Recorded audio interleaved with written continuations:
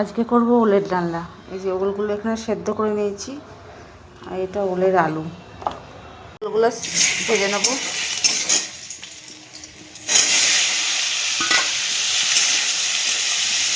আর এক সময় দিয়ে দেবো তো নেই, একটু হলুদ দিয়ে দিলাম। ওলগুলো ভাজা হয়ে গিয়েছে, এবার তুলে নেব। এবার দিয়ে দেবো আলু।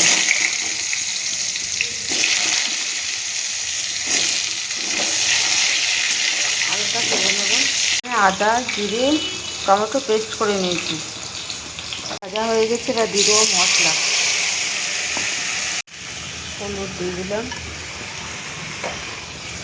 নুন দিলাম, একটু কাশ্মীর লঙ্কা গুঁড়ো দিলাম, হিং দিয়ে দিলাম। একটু নিরামিষ তরকারিতে একটু হিং দিলে টেস্ট হয়।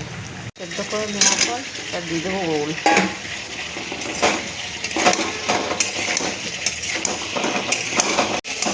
মশলা কষা হয়ে গেছে, এবার দিয়ে দেবো জল।